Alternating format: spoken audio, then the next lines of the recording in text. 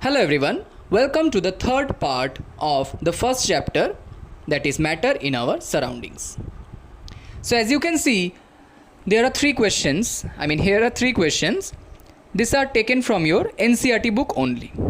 So the first question is, what about a rubber band? Can it change its shape on stretching? Is it a solid? Now this is very obvious. This is quite obvious that on stretching, rubber band expands. But in our previous page, we have learnt in part 2 that solids have definite shape.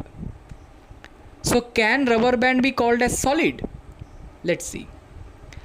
Yes, rubber band can be called as solid because when we stretch this rubber band, actually we are applying a particular force to do this extension, or we are applying force to expand this.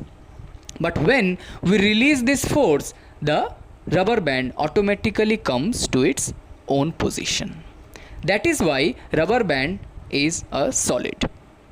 The second question, what about sugar and salt? When kept in different jars, these take the shape of the jar. Are they solid? As you can see, in a bowl I have taken sugar. Now if I put this into a big jar, so definitely the shape of the entire sugar quantity will change.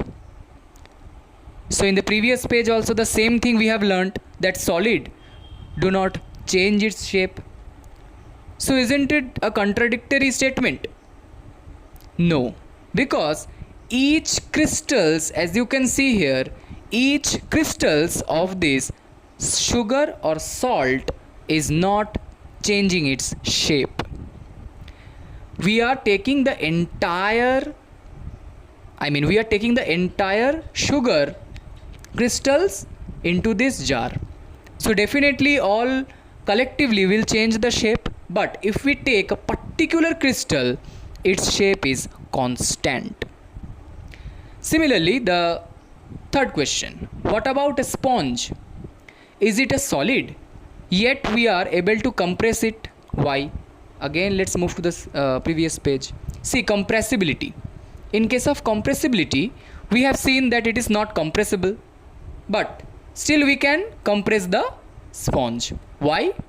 Because the reason is it contains, as you can see here, it contains several minute holes or pores into this sponge, which contains air. So as we press this sponge, the air gets out of this sponge. But when we again release our hand from it, it again regains the shape. Due to that, gas which gets into, or the air that gets into the pores or the holes of the sponge. So this is also a solid. So all these three are solids. Now, liquid, fixed shape and fixed volume. Is it? No, because they take the shape of the container. They take the shape of the container, but they have definitely the fixed volume. How? See, here are different types of container you can see, from this beaker to this glass tumbler to this conical flask to this flat bottom flask. Suppose I have taken 100 ml of water. So this 100 ml of water, when we pour into this beaker, we will see that the water has taken the shape of the beaker. But as soon as we transfer this liquid or transfer this water from this beaker to this glass tumbler, we will see that the shape has been changed, but the volume will not change. So it maintains its particular volume.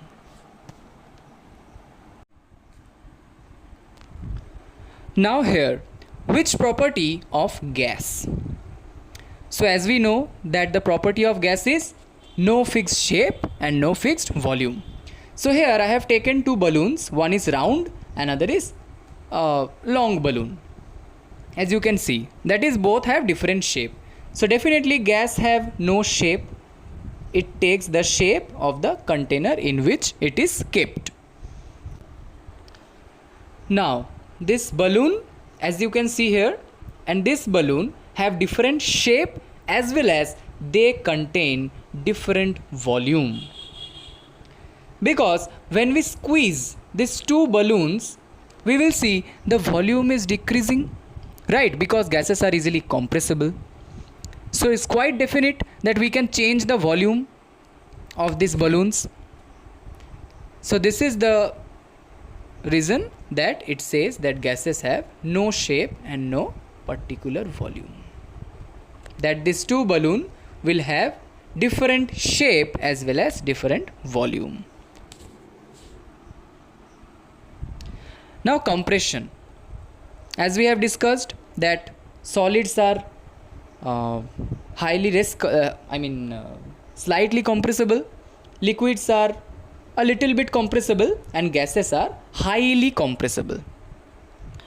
So this is a syringe where a piston is connected, and in this syringe I have taken chalk powder or any solid or any salt.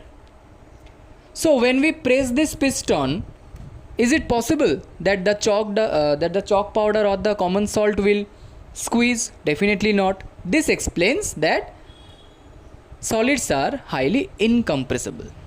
But in case of liquid or water, we will see a slight or very minute change in the very less compression can occur.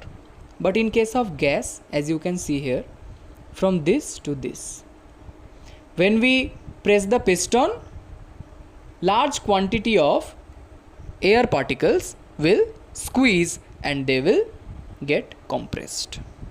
So these are few properties. This is the experiment that shows the property of compression in solid, liquid and gas. Now diffusion. This we have discussed previously. Now we will learn the diffusion of solid, liquid and gas to other states. As you can see here, this is solid into liquid because potassium permanganate crystals is getting diffused into water. Similarly here, agarbatti is there. So this is